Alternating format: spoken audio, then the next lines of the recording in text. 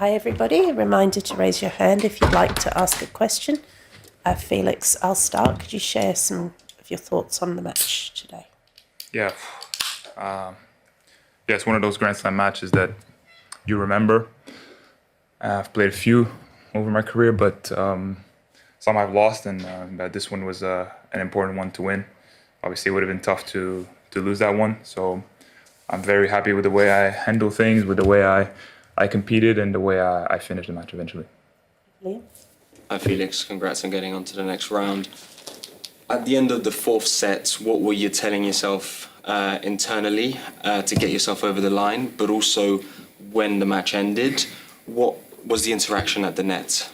So for me, what's important is the intentions that you have on the court. So at the end of the fourth, I'm up a break. So, but every point I reset, and I have to have clear intentions. And I don't have regrets, so to speak, about the end of the fourth. I had 15-40. He hit it back in on the line. Then I had a great return. I had a look on the back end, and I went for the big shot cross court. I missed. So okay, you can think back, but in the end, I had the right intention. So obviously, it's a shame I wasn't able to hit some first serves, but he went for it. He got fortunate. Then that whole thing happened, but in the end, what I was thinking about 5-all tiebreak is just, okay, try to keep the right intentions, try to play the right shots, and if you miss, you miss. Obviously, there's a bit of tension involved, but I think that mindset helped me to keep going in the fifth and play the right way. Hey Felix, great match. Just want to ask about that point in the fourth set, the crazy point. I know you mentioned it on the court, but even though you're on the losing end of a point like that, do you still get enjoyment out of that? Like just the craziness of it?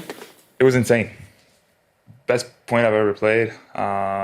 Just because that live reaction from the crowd, I think, it now can talk about it, but when you have the full roar of the crowd, like the full crowd up on their feet while the point is playing on, like it shook me, like middle of the point. I'm running to the ball and I was kind of like, smiling to myself. I was like, and thinking like I have to make it, but then I missed. But it's still funny, and obviously the situation of the match, it wasn't, let's say, the most important point, so to speak. But it was best point I've been a part of for sure in my career.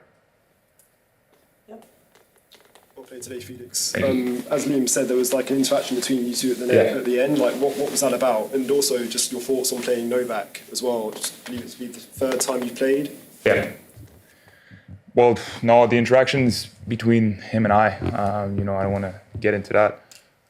If he wants to come in here and talk about it, he can. But he knows my opinion, and that's one of these things that I have differences with people in my life on tour, and they know what I think. And that's the most important.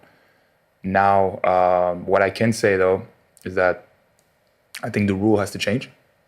I think that obviously, as long as the rule is like that, player will use it in their advantage, and I think that it's very simple.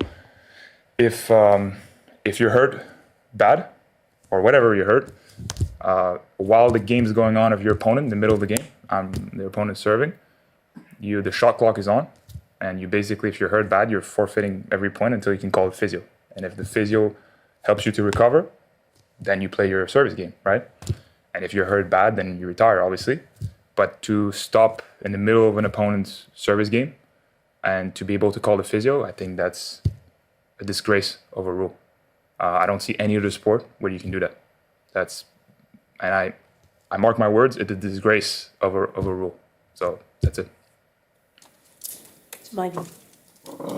Felix, just on that then, have you spoken to anyone, like any official about that?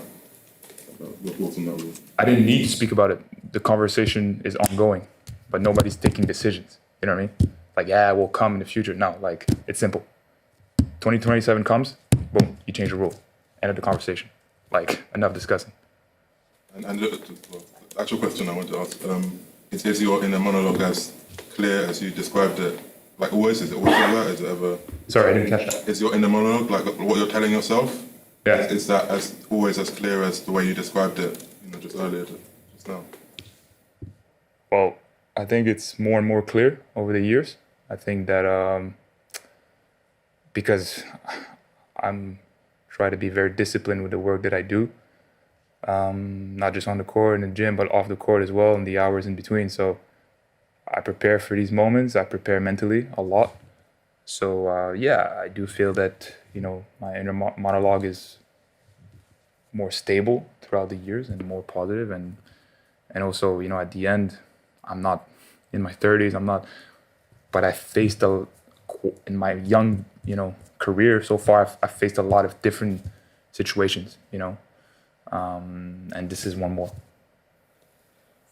Nana from Serbian Radio. Congrats on Thank the you. victory. You haven't played Novak since like 2 years ago, 2022 in Rome, and Yeah. maybe one more match in the Laver Cup. Yeah. Since then, what changed, like in terms of, like, of your tennis? Where do you see yourself, like, you know, and tell us anything like what you expect from that match, and what is your advantage? What is Novak's advantage in the Yeah. match possible? Well, look, it's simple. I need to play my best. There's no going through if I don't play my best.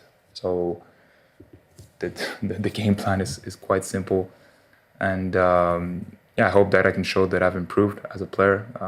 It's a big opportunity. It's a big honor for me to play this match. Playing here is it's one of those matches that you want to have and that you train for and prepare for. And I can only say, you know, good things about Novak, because again, now that I'm a tennis player, I think as a kid I didn't appreciate it as much, but now that I'm a player, the load of work he's done over the years, I mean, I'm not even near any of that, and it's just to think about it is like, it's crazy. You get like dizzy just to think about it. So so huge respect to him, and I have to say, you know, even he's been very generous, you know, with his time.